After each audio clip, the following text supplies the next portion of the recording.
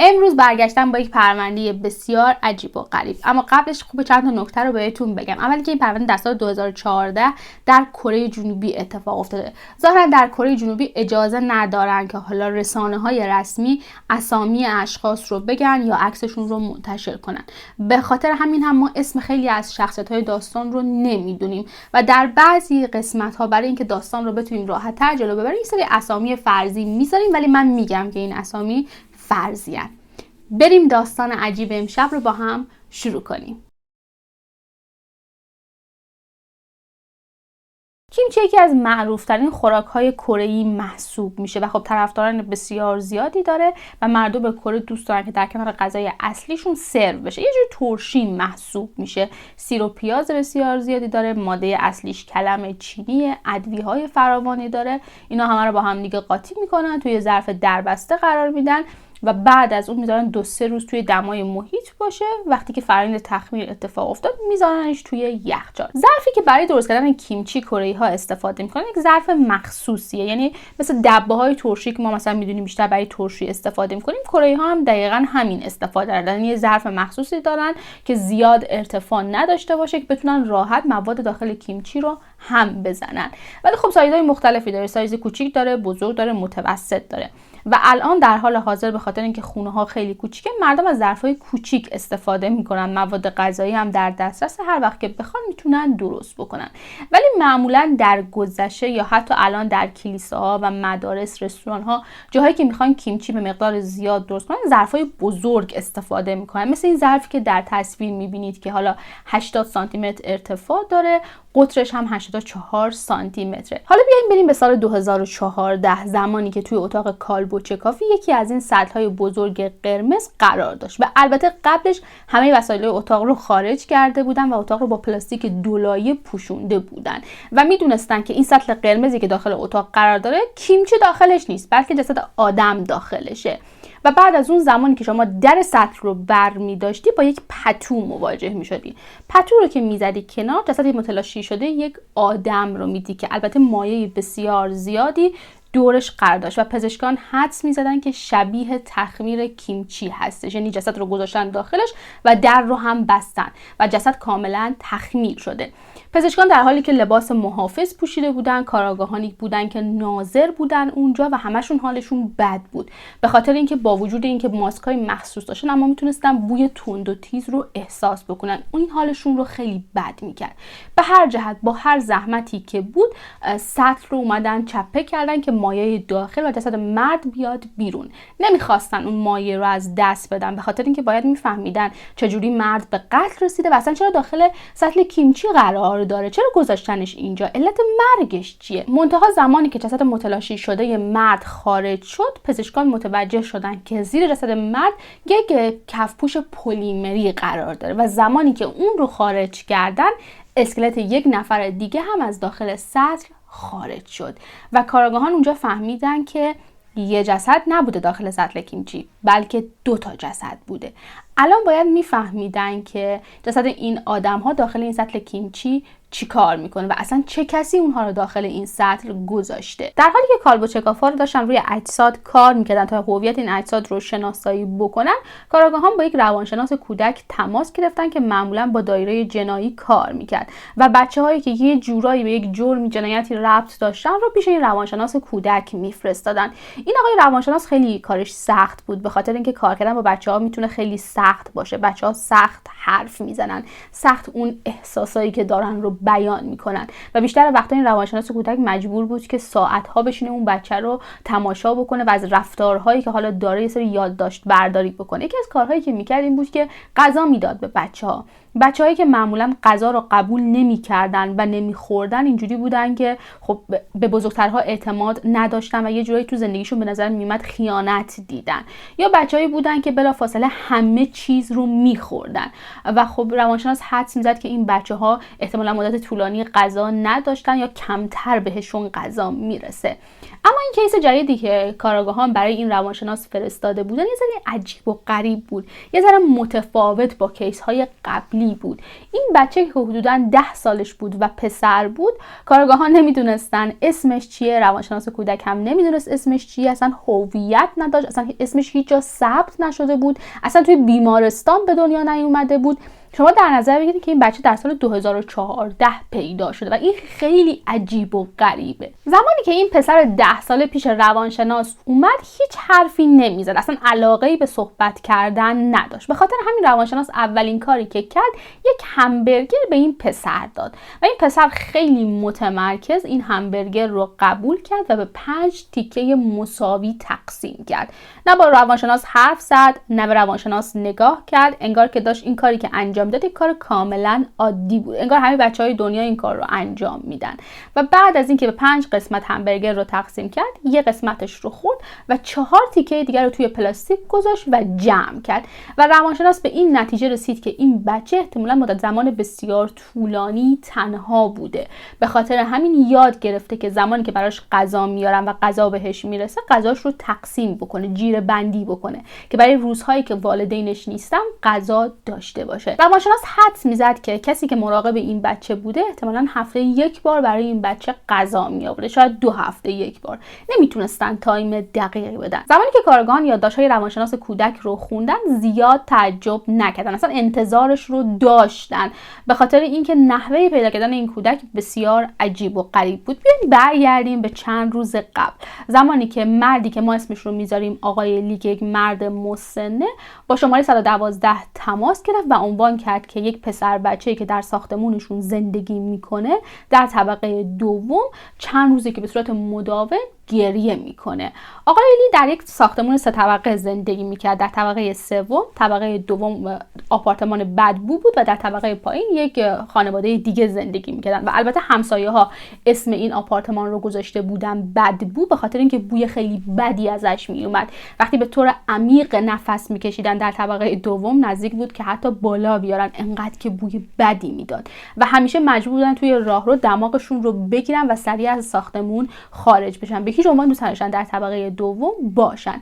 و الان چند روزی بود که یک پسر بچه در طبقه دوم، یعنی در آپارتمان بدبو، به طور مداوم گریه میکرد و آقای لی هر کاری که میکرد نمیتونست تحمل بکنه، گوشگیر میذاشت، صدای تلویزیون رو زیاد میکرد، ولی این بچه به طور مداوم گریه میکرد. معمولا کره ها به خودشون اجازه نمیدن که در امور خانوادگی دخالت بکنن و آقای لی هم فکر میکرد که حالا والد این بچه داره بهش سخت گیری میکنه.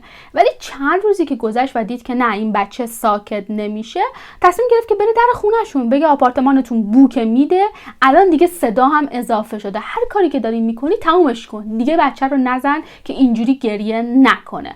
اما هر چقدر که در آپارتمان بدبو در زد کسی در رو باز نکرد، ولی صدای گریه پسر بچه رو میشنید. رفت خونش، امیدوار بود که اون شب بچه ساکت بشه، ولی نشد. دوباره گریه میکرد و مرد دوباره تصمیم گرفت که بیاد و دوباره در بزنه. زمانی که در زد یک پسر بچه گریون گفتش که میتونین با مادرم تماس بگیرین، میشه بگین مادرم بیاد. ولی خب این مرد اصلا زنی که توی این ساختمون زندگی میکرد رو اونقدر نمیشناخت، شمارش رو نداشت و خب رفت ولی پسر بچه همچنان به گریه ادامه میداد.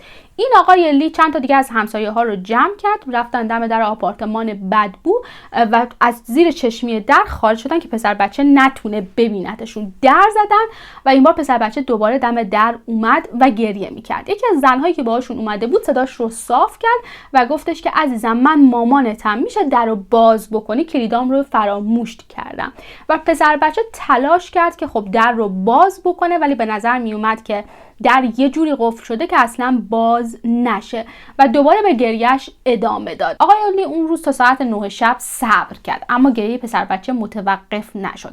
الان چند روز بود که داشت مداوم گریه میکرد. آقای لی حدس میزد اصلا شاید مادرش داخل خونه مرده باشه. بالاخره باید یه کاری بکنن. تا کجا میتونن صبر بکنن و بگن نه ما نباید دخالت کنیم، ما نباید حرفی بزنیم. به خاطر همین تصمیم گرفت که با 112 تماس بگیره و بگه که به نظر من یه اتفاق بدی داخل این خونه افتاده، این پسر بچه عادی گریه نمیکنه، خیلی بد داره گریه میکنه و باید حتما بیاین و چک بکنین. 2 آفیسر پلیس اومدن، در زدن، صدای گریه پسر بچه رو شنیدن. پسر بچه در رو نمیتونست براشون باز بکنه و اون 2 آفیسر هم به این نتیجه رسیدن که یه اتفاق بدی داخل این خونه افتاده و بوی خیلی بدی هم میومد و حس این رو داشتن که شاید مادر پسر بچه داخل خونه مرده. به خاطر همین یکی از همسایه‌ها گفتش که از داخل بالکن من میتونید برین بالکن طبقه 2. نردبون گذاشتن، رفتن توی بالکن ولی در قفل بود، منتها یه پنجره باز بود و این آفیسر دستشو به پنجره گرفت و پرید توی خونه، افتاد وسط یه عالمه آشغال.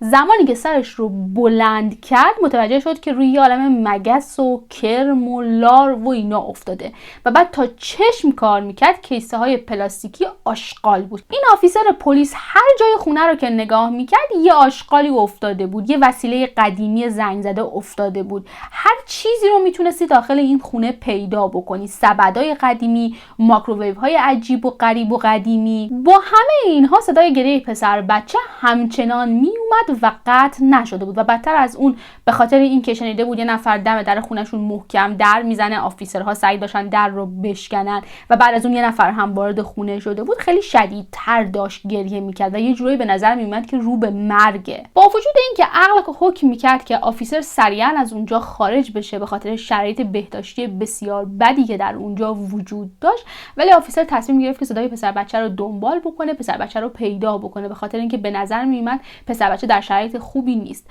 و وارد یک اتاقی شد که به نظر میومد تمیزترین اتاق خونه باشه. با این وجود این اتاق خواب برای آدم‌های عادی کثیف محسوب میشد و خیلی واضح میتونستی موش‌ها و سوسک‌ها که برای خودشون تردد میکنن رو ببینی داخل خونه. و بعد آفیسر پسر بچه‌ای که به نظر میومد 7-8 ساله است رو پیدا کرد که یک گوشه کس کرده بود و داشت گریه میکرد بلند. پسر بچه خیلی لاغر و ضعیف بود و به نظر میومد که سوء تغذیه داره و هر لحظه ممکنه از بیحالی غش بکنه و بیهوش بشه. چیزی که آفیسر رو هم متعجب کرد هم ترسوند چشمهای پسر بچه بود که تخم چشمش، سفیدی چشمش کاملا آبی رنگه و خب ما نمیدونیم دلیل علمیش چی میتونه باشه. یه عده همون زمانا میگفتن شاید به خاطر این بوده که پسر بچه نور آفتاب رو هرگز ندیده و بیشتر جلوی تلویزیون بوده باعث شده که سفیدی چشماش حالا آبی باشه، ولی واقعا مشخص نیست و این توجه آفیسر رو جلب کرده بود و ترسونده بودش. با این حال پسر بچه رو بغل کرد و از داخل اون خونه وحشت خارج کرد. پسر بچه بلافاصله به بیمارستان منتقل شد. گفته شده که لباساش بسیار کثیف و پاره بوده و به نظر میاد که اصلا سالهاست لباساش شسته نشده و با توجه به جایی که زندگی میکرد خیلی هم عجیب و غریب نمیتونست باشه. پزشکان عنوان کردن که مورد سوء استفاده جنسی قرار نگرفته، ولی سوء استفاده فیزیکی بسیار زیاد، یعنی کتکش زیاد میزدن، غذا هم که بهش نمیدادن. زمانی که کارآگاهان شروع کردن به صحبت کردن با همسایه‌ها گفتن که ما مادر پسر بچه رو میشناسیم، خود پسر بچه هم چند سال پیش دیدیمش، منتها پدرش رو نمیشناسیم به خاطر اینکه به این خونه مردها رفت آمد میکنن، اما یک مرد واحد نه، مردهای زیادی میان و میرن. یه چیزی که از همون اول برای آفیسرهای پلیس و کارآگاهان کاملا مشخص بود این بود که در داخل این خونه یک آدمی مرده، به خاطر اینکه بوی جسد رو میتونستن احساس بکنن با توجه به تجربیات گذشتهشون و الان احساس میکردن که احتمالاً مادر پسر بچه داخل خونه سکته کرده و مرده. با توجه به این حجم از کثیفی و پلاستیک هایی که وجود داره احتمالاً نمیتونن جسد رو راحت پیدا بکنن، ولی اگر خونه رو بگردن قطعا پیداش میکنن. آفیسرهای پلیس و تکنسین های صحنه جنایت با لباس مناسب شروع کردن به بررسی کردن خونه. کار خیلی راحتی نبود. یکی از آفیسرها میگفتش که اینجا بیشترین جایی بود که من مگس و لارو مگس دیدم، تا حالا تو عمرم انقدر حشره ندیده بودم یه جا. یکی از آفیسرها متوجه شد که روبروی جایی که اتاق پسر بچه قرار داشت و اونجا میخوابید یه اتاق دیگه قرار داره که کوچکتره و البته به عنوان اتاق خواب استفاده نمیشه.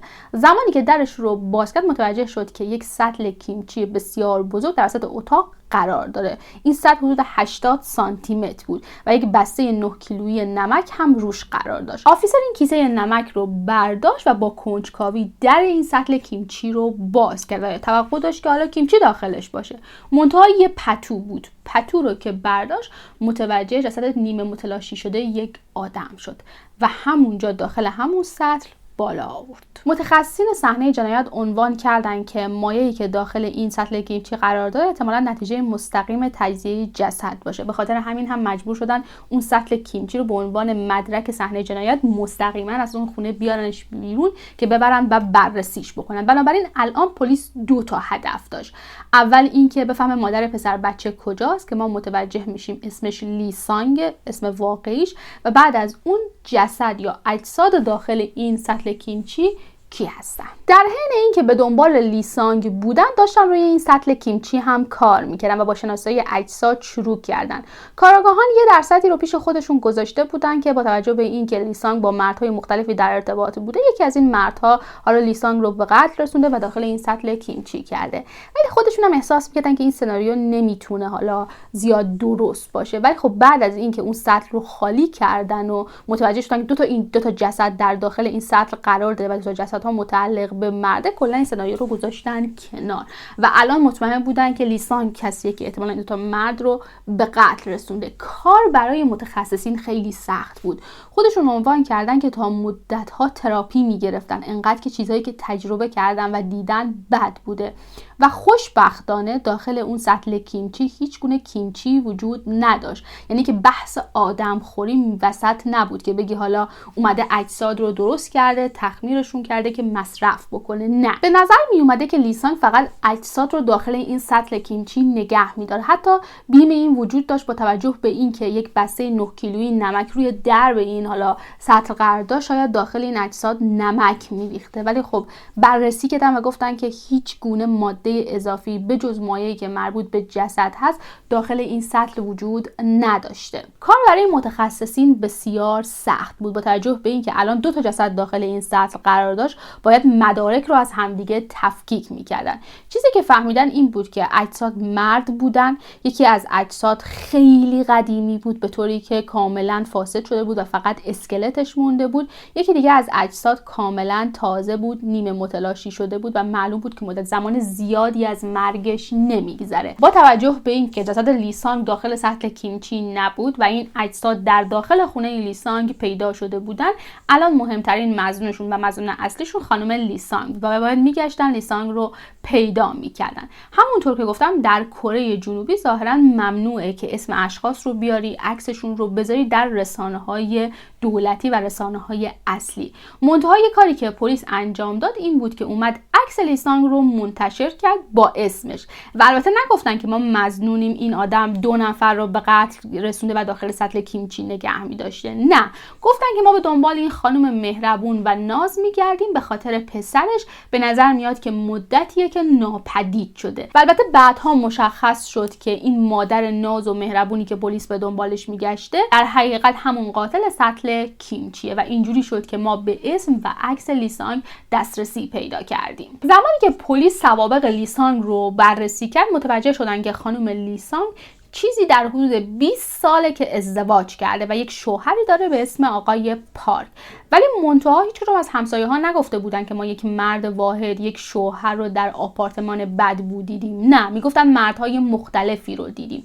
برای همین کارگاهان احساس میکردن که شاید لیسانگ و همسرش آقای پارک از همدیگه طلاق گرفتن و جدا شدن، یا به خاطر دردسرش یا به خاطر ننگ اجتماعی که داره نخواستن طلاقشون رو علنی بکنن. کارگاهان تصمیم گرفتن آقای پارک همسر لیسانگ رو پیدا بکنن و باهاش صحبت بکنن. شاید اون اطلاعاتی در مورد اجساد داشت، شاید اون میدونست که لیسانگ کجا قایم شده، شاید اون میدونست این بچه‌ای که توی خونه لیسانگ پیدا شده کیه و چیه، چون اسمش هیچ جا ثبت نشده بود این بچه.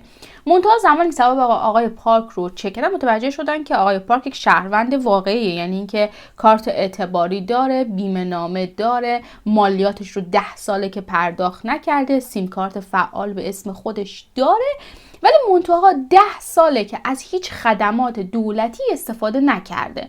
فقط تنها چیزی که نشون میده آقای پارک در حال حاضر داره ازش استفاده میکنه سیم کارتشه که قبضش ماه به ماه پرداخت شده.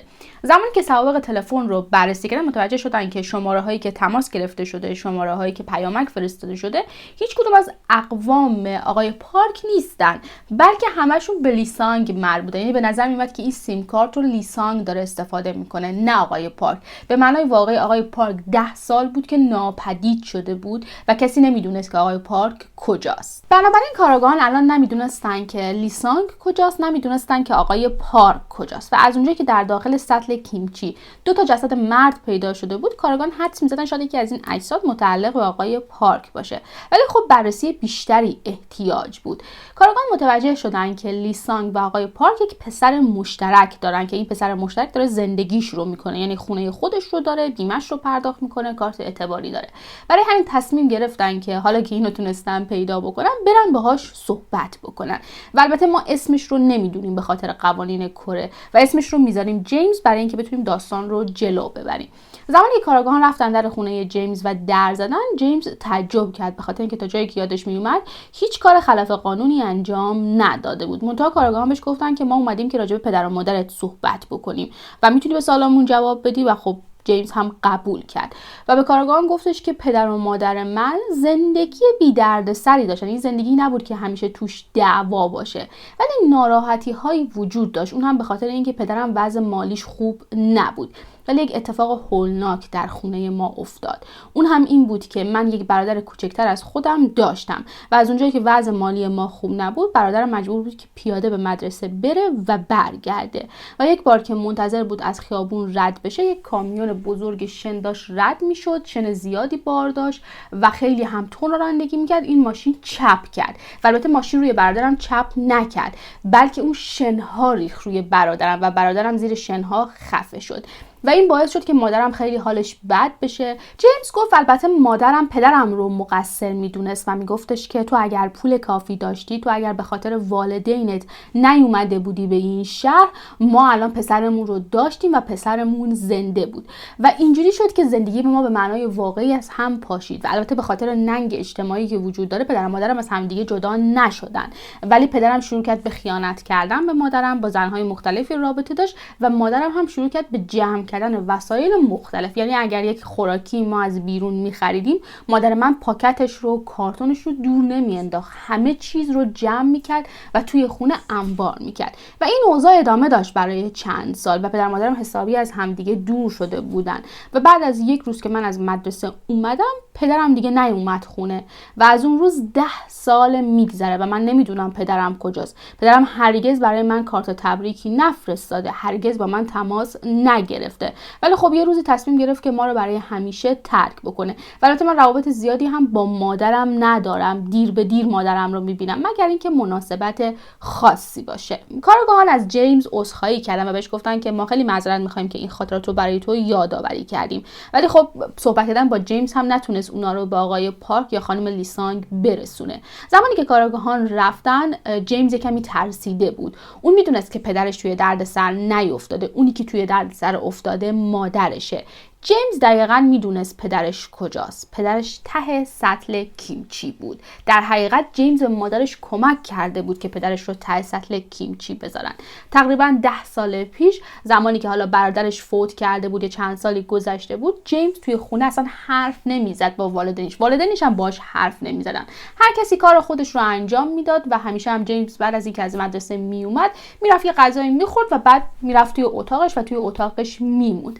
زمانی که از مدرسه اومد، رفت توی آشپزخونه که غذا بخوره، متوجه شد که پدرش کف آشپزخونه دراز کشیده، مرده و مادرش در تلاشه که زیر بغل پدرش رو بگیره و بذاره توی سطل کیمچی. و خب جیمز اصلا مونده بود که چی کار باید بکنه، مونده بود که چی بگه و مادرش یهو پرید جلوش و گفتش که من از بیرون اومدم، از سر کار اومدم، دیدم که پدرت مرده و برای من خیلی سخته که کارای کفن و دفنش رو انجام بدم و زنگ بزنم بیان ببرنشون و من تصمیم گرفتم که پدرت رو بذارم ته سطل کیمچی تا بتونم این کارها رو انجام بدم. ما نمیدونیم که جیمز در اون زمان 10 ساله بوده یا 17 ساله بوده، چون به هر جهت از لحاظ عقلی متفاوته. کاری که مادرش داشت انجام میداد اصلا عقلانی نبود. هیچ کس همچین کاری نمیکنه. خیلی بهتره که تو زنگ بزنی بیان جنازه رو ببرن تا اینکه اون رو داخل سطل کیمچی بذاری. به هر جهت به مادرش کمک میکنه که جنازه پدرش رو بگیرن و بذارن داخل سطل کیمچی و مادرش دیگه هرگز تماس نمیگیره با خونه کفن و دفن که بیان جسد پدرش رو ببرن و جیمز کم کم متوجه میشه که چه اشتباهی کرده، متوجه میشه که کمک کرده به مادرش که جنازه پدرش رو از بین ببرن و این باعث وحشتش میشه و بارها تصمیم میگیره که با پلیس زنگ بزنه و این موضوع رو گزارش بده، ولی به این نتیجه میرسه که کمک کرده، در مخفی کردن جسد کمک کرده و این باعث میشه که آیندهش از بین بره. این باعث میشد که دیگه نتونه کار پیدا کنه، یه جوری سابقه دار محسوب بشه. بنابراین تصمیم میگیره که سکوت بکنه، برای همیشه سکوت میکنه و به محض اینکه میتونه از اون خونه خارج میشه و به صورت مستقل زندگی میکنه. حتی در حال حاضر هم که کارآگاهان اومده بودن و باهاش صحبت کرده بودن در مورد آقای پارک و مادرش لیسانگ، جیمز تصمیم گرفته بود که سکوت بکنه. البته به خاطر این بود که نمیدونست که مهلت قانونی که برای همدستی در مخفی کردن جسد وجود داره در کره 7 ساله. یعنی بعد از 7 سال اگه بری این موضوع رو گزارش بدی دیگه تو رو زندانی نمیکنن، دیگه سوابقی برات رد نمیشه. به خاطر همین هم دوباره به کارآگاهان دروغ گفته بود. به هر حال ما الان میدونیم که جسدی که ته سطل کیمچی قرار داشت و تقریبا اسکلتش باقی مونده بود متعلق بود به آقای پارک.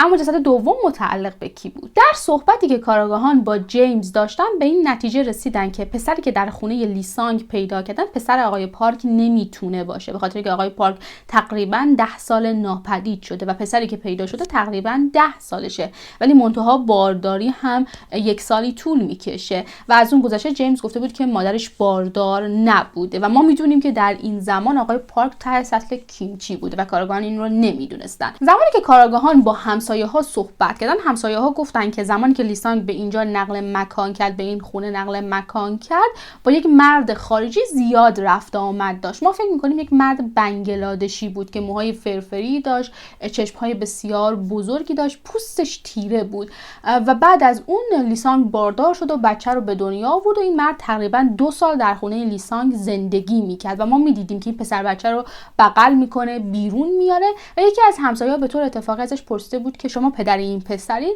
و اون مرد خارجی گفته بود که آره، ولی منتها بعد از 2 سال ظاهرا وقت ویزاش تموم میشه و به کشور خودش برمیگرده و لیسانگ مجبور میشه که تنهایی پسرش رو بزرگ بکنه و همسایه‌ها پسرش رو دیده بودن، یعنی تا سن 5 سالگی پسر لیسانگ رو میدیدن که میاد بیرون توی کوچه بازی میکنه. زمانی که به سن مدرسه میرسه، از اونجایی که مدرسه در کره اجباریه، باید بچه رو به مدرسه بفرسته. منتها لیسانگ برای بچه حتی شناسنامه هم نگرفته، ثبتش هم نکرده و مجبوره که ظاهر رو حفظ بکنه و به همسایه‌ها میگه که پسرش عقب مونده ذهنی، مشکل داره، مشکل سر داره، نمیتونه مدرسه بره. حتی با آموزش پرورش محلی هم همینو میگه و میگه از اونجایی که بچه من مشکل داره میخوام بفرستمش به یک مدرسه خصوصی، مدرسه با نیازهای ویژه. در صورتی که ما میدونیم لیسانگ همچین درآمدی نداشته، همچین پولی نداشته، ولی منتها برای اینکه ظاهر رو حفظ بکنه این حرف رو میزنه و پسر بچه از اون زمان بعد ناپدید میشه و ما الان میفهمیم که لیسانگ 5 سال بعد این بچه رو توی خونه حبس میکنه، بچه رو توی خونه ساکت نگه میداره. بنابراین در صحبتی که کارآگاهان با همسایه‌ها داشتن، همسایه‌ها گفتن که ما فکر می‌کردیم که این بچه یا رفته پیش پدرش به یک کشور دیگه یا پیش والدین لیسانگ میمونه یا اصلا رفته به مدرسه خصوصی، چون هر دفعه که از لیسانگ میپرسیدیم همون اوایل از این مدل جوابا بهمون میداد و دیگه پیگیر هم نشدیم و واقعا هم بهشون ربطی نداشت که بخوان پیگیری بکنن. و منتها از زمانی که لیسانگ اومده بود به این خونه نقل مکان کرده بود، خونه واقعا بو میداد و خب واقعا هیچ کس نمیدونست که لیسانگ زمانی که به این خونه نقل مکان کرد جسد آقای پارک که داخل سطل کیمچی بود با خودش آورده بود و همسایه‌ها فکر می‌کردن که خونه بو میده به خاطر اینکه لیسانگ آشغال جمع میکنه و هر جهت داخل خونه رو میدیدن که کیسه‌های زباله روی هم دیگه جمع شده. یه عده میگن که واقعا لیسانگ آشغال جمع کن بود، یعنی نمیتونسته وسایلا رو از خودش دور کنه و دوست داشته که همه چیز رو نگه داره. به خاطر همین هم بوده که در طی 10 سال گذشته به هیچ عنوان جسد آقای پارک رو دور ننداخته بلکه نگه داشته، به خاطر اینکه همه چیز رو نگه می‌داشته. به هر جهت ما نمیدونیم. یکی از نکته‌های مهمی که همسایه‌ها به کارآگاهان گفتن این بود که یک مرد ثابت به خونه لیسانگ رفت و آمد کرده تقریباً 1 سال قبل و حتی با وجود اینکه خونه لیسانگ بو میداده میومده و داخل خونه میمونده مدت طولانی. کارآگاهان زمانی که بررسی کردن متوجه شدن که در حدود 1 سال قبل، یعنی در سال 2013، لیسانگ با مردی به اسم آقای چانگ وارد رابطه میشه. لیسانگ در کارخونه شکلات سازی کار میکنه، یعنی شکلات برامون تولید میکنه و این آقای چانگ هم در همون کارخونه کار میکرده که اینا توی کارخونه با هم دیگه آشنا میشن. منتها این کارخونه یک سری قوانین خاص داره، اونم این که کارگران نباید با هم دیگه در ارتباط باشن و رابطه عاشقانه داشته باشن. ولی خب چانگ و لیسانگ با هم دیگه وارد رابطه میشن. منتها رئیس کارخونه متوجه این رابطه میشه، به خاطر اینکه لیسانگ و چانگ معمولا با هم دیگه میرفتن، با هم دیگه میومدن، با هم دیگه غذا میخوردن. به خاطر همین تصمیم میگیره که به کارگران یک درس عبرت بده، ولی چانگ رو اخراج میکنه و میگه که هر کسی که این کار رو بکنه از کار اخراج میشه. بنابراین آقای چانگ مجبور میشه به خاطر اینکه کاری نداشته به خونه لیسانگ نقل مکان بکنه و پولی نداشته که زندگی بکنه و بعد از اون لیسانگ کاملا کنترل آقای چانگ رو به دست میگیره، یعنی حساب بانکیاش رو کنترل میکرده و اگر پولی هم داشته ازش میگرفته و میگفته که تو که کار نمیکنی، تو که توی خونه ای، بنابراین به چیزی احتیاج نداری، منم که دارم نون این خونه رو میارم، منم که دارم هزینه ها رو میدم. و تقریبا یک مدت اینجوری میگذره و بعد آقای چانگ ناپدید میشه. هیچ کس انتظار نداشت که آقای چانگ ناپدید بشه. اصلا چرا باید ناپدید بشه؟ خانواده آقای چانگ چند باری با لیسانگ تماس میگیرن، ولی منتها لیسانگ دست پیش میگیره که پس نیفته. خیلی بد جوابشون رو میده و میگه که برادر شما به من خیانت کرده، پسر شما به من خیانت کرده، چجوری جرأت میکنین به من زنگ بزنید؟ دیگه به من زنگ نزنین. و خب اونا هم میگن که خب شاید چانگ فرار کرده، شاید با یه زن دیگه دوست شده و فرار کرده، ولی چرا به ما زنگ نمیزنه؟ چرا خبری ازش نیست؟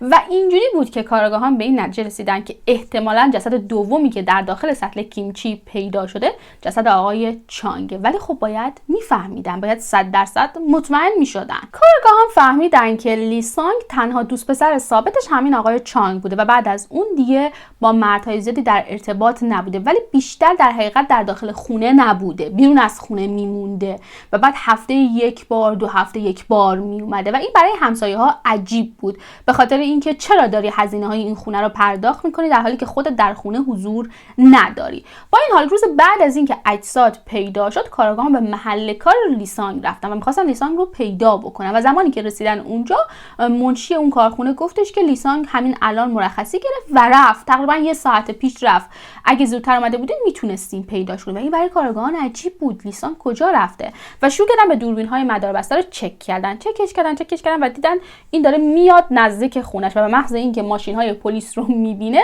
فرار میکنه. دوباره بررسیش کردن توی خیابونا، ولی از یک نقطه به بعد کاملا حذف میشه و پیداش نمیکنن دیگه. و کارآگاهان به نتیجه رسیدن که کسی به لیسانگ کمک کرده، کسی ماشین داشته که تونسته لیسانگ رو ببره با خودش، به خاطر اینکه دوربین‌های مداربسته همه جا هستن و تو نمیتونی ازشون پنهان باشی.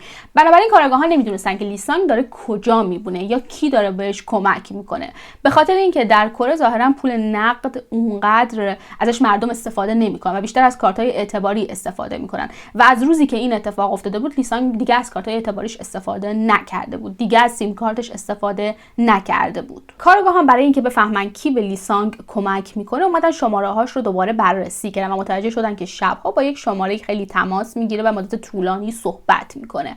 زمانی که این شماره رو بررسی کردن متوجه شدن که متعلق به یک مهاجر سریلانکایی که در کره کار میکنه. این مهاجر در نزدیکی همون کارخونه‌ای که لیسانگ کار میکنه و زندگی میکنه. ظاهرا یه سری کانتینر اونجا گذاشتن، این کانتینر رو به 5 تا اتاق کوچیک کوچیک تقسیم کردن و مردم میرن اونجا میخوابن، زندگی میکنن. خیلی کثیفه، میگن خیلی موش داره.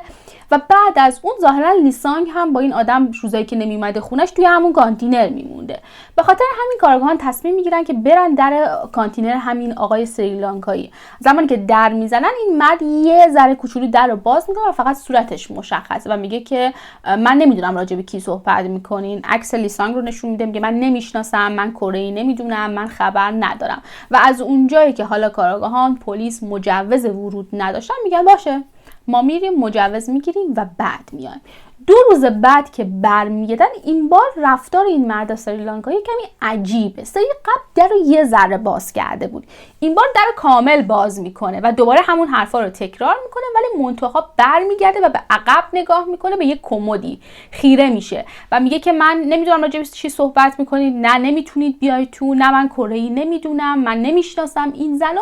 ولی خب به کارآگاهان متوجه میشن که این مرد ترسیده، چون داره به اون کمد هی نگاه میکنه، هی به کارآگاهان نگاه میکنه، یه جوری داره بهشون نشون میده که بابا تو این کمد قایم شده، بیاین بگیرینش. به خاطر همین آفیسرها میریزن داخل و 1-2-3 میکنن و درو باز میکنن و خانم لیسانگ رو پیدا میکنن در حالی که کاملا برهنه است و فقط یه شورت پاشه و چشماشو ریز کرده به خاطر اینکه نور زده توی صورتش و اینجوری میشه که لیسانگ رو دستگیر میکنن. نکته‌ای که وجود داره در کنار لیسانگ، این مهاجر سریلانکایی رو هم دستگیر کردن و میخواستن ببینن که چرا پناه داده به لیسانگ و اصلا میدونسته که لیسانگ یه قاتل فراریه، میدونسته که با بچه‌اش چیکار کرده. اما طبق صحبت و تحقیقاتی که داشتن متوجه شدن که این مهاجر سریلانکایی هم یکی از دوست پسرهای لیسانگ بوده و چیزی خبر نداشته.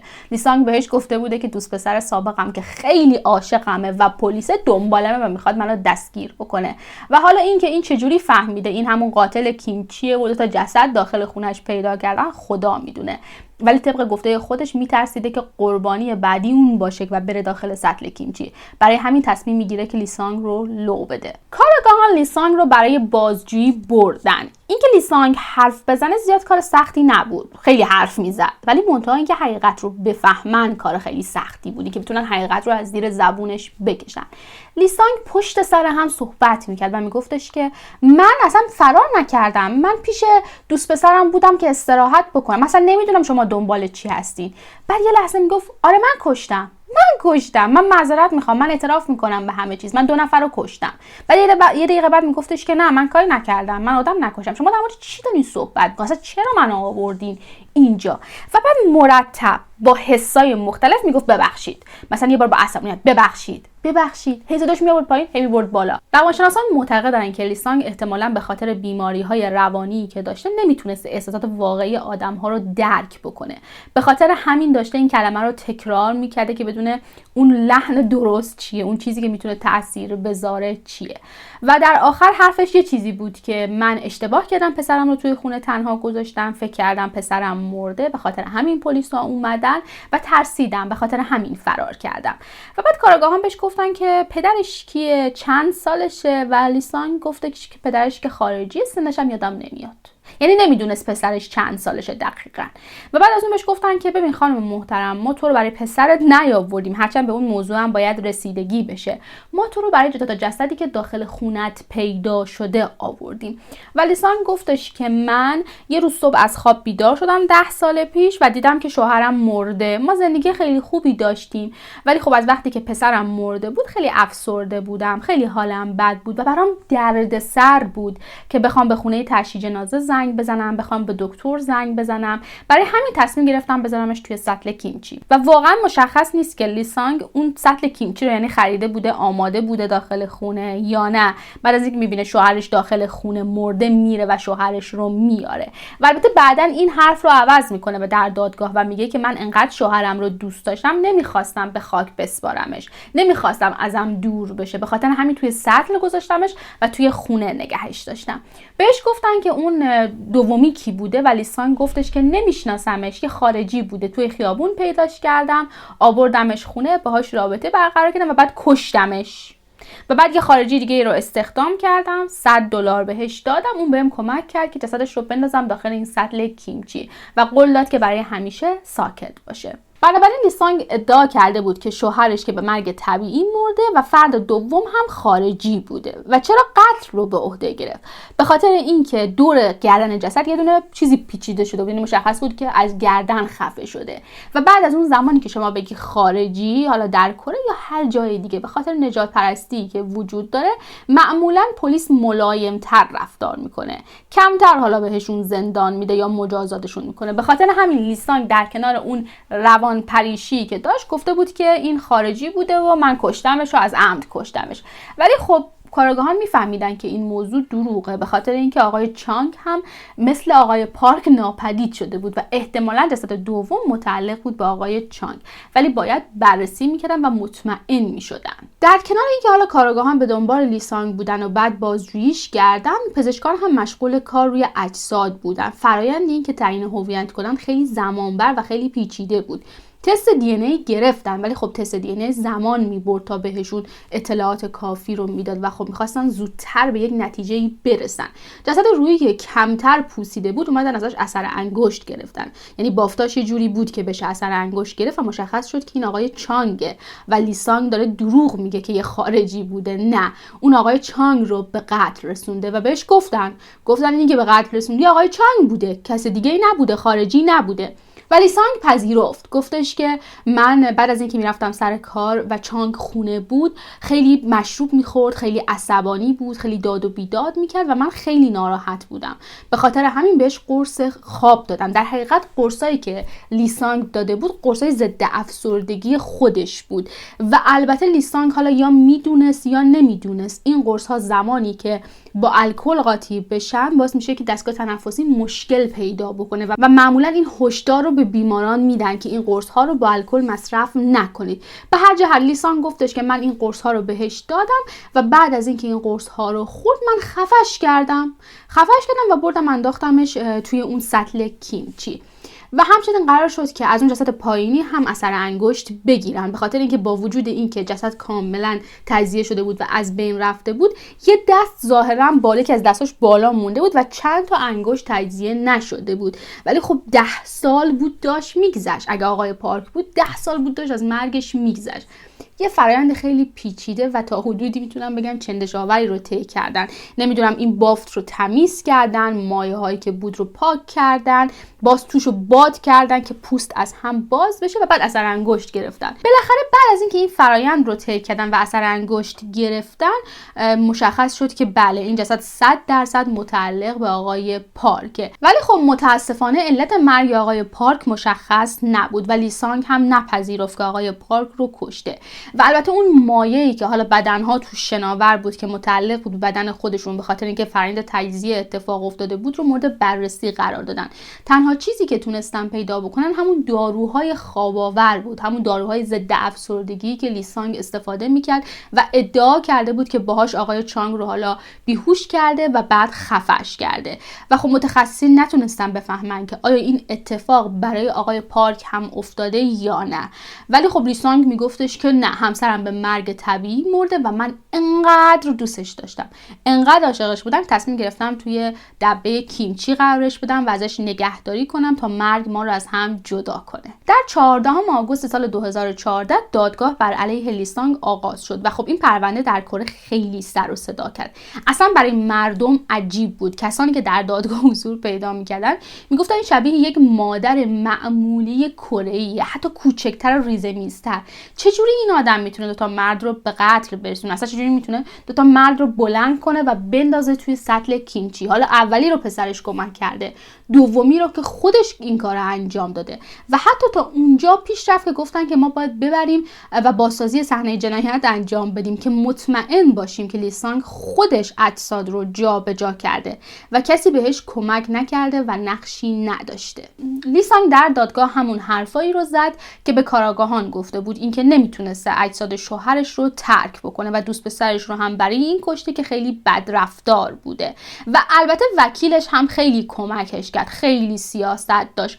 به عنوان مثال تک تک همسایه هایی که شهادت داده بودن خونه بوی بد میداره به دادگاه احضار کرد و بهشون گفتش که شهادت بدین. زمانی که همسایه ها شهادت دادن و گفتن که خونه خیلی بوی بدی میداده، ما نمیتونستیم زندگی بکنیم، وکیل حرفای اینا رو زیر سوال برد. گفت شما خونتون کنار یک کارخونه کودسازیه که فضولات حیوانات رو میارن و باهاش کود درست میکنن، اون منطقه همیشه بوی بد میده، شما چجوری 100% مطمئنین که این بو از خونه لی سانگ میومده؟ و خب البته همسایه ها میگفتن که آره محله ما همیشه بو میداده، ما میدونیم بو میداده، ولی این بو فرق میکرد، این بو مخصوصا از خونه لی سانگ میومد. حتی اگر جسدی در داخل خونهش نبود، اون حجم از آشغالی که در داخل خونه بود، اون حجم از کرم و لارو و مگس میتونست بو رو خود به خودی بیاره. در نهایت در فوریه سال 2015 حکم اعلام شد. به لیسان فقط 24 سال زندان داده بودن و البته بعد از اینکه وکیلش درخواست تجدید نظر کرد بهش فقط 18 سال دادن و مردم خیلی متعجب بودن، خیلی نگران بودن. چجوری آدمی که 2 نفر رو به قتل رسونده، اجسادشون رو اینجوری نگهداری کرده، فقط 18 سال زندان میگیره و قراره در سال 2034 از زندان آزاد بشه، یعنی یه چیزی تقریبا حدود 10 سال دیگه. و از همه اینا گذشته اون بچه بیچاره‌ای که حالا توی خونه لیسانگ بود و لیسانگ حتی تاریخ تولدش رو نمیدونست، حتی سنش رو نمیدونست و خیلی از مردم معتقد بودن که لیسانگ احتمالاً بعد از اینکه حسابی از دست بچه خسته میشد، اون رو هم به سرنوشت اون 2 نفر دیگه دوچار می‌کرد، یعنی اونا رو هم مینداخت توی دبه کیمچی و واقعا مشخص نیستش که خب چرا یه همچین تصمیمی گرفته شد. البته روزنامه‌نگارها میگن که بیشتر به حقوق متهمین تکیه دارن تا اینکه به این اهمیت بدن که این آدم یک جرمی انجام داده که اصلا غیر قابل بخششه. و البته علامت سوال‌های بسیار زیادی در این پرونده وجود داره. اینکه اصلا چرا آقای پارک رو به قتل رسون، چرا چانگ رو به قتل رسون و قرار بود چند نفر دیگر رو به قتل برسونه. آیا واقعا به این علاقه داشت که همه چیز رو پیش خودش نگه داره، همه آشغالا رو نگهداری کنه، یا نه صرفا خونش رو تبدیل به آشغالدونی کرده بود که حالا بوی اجساد از بین بره. این پرونده خیلی برای من پرونده عجیبی بود، به خاطر اینکه ندیده بودم کسی یک جسد رو 10 سال با خودش نگه داره. اصلا انگیزش چی بوده، چرا داشته این کار رو انجام میده و واقعا مشخص نیست. شما چی فکر میکنید؟ این پرونده هم تموم شد. امیدوارم شب و روز بسیار خوبی داشته باشید. تا ویدیوی بعدی، خدا نگهدار.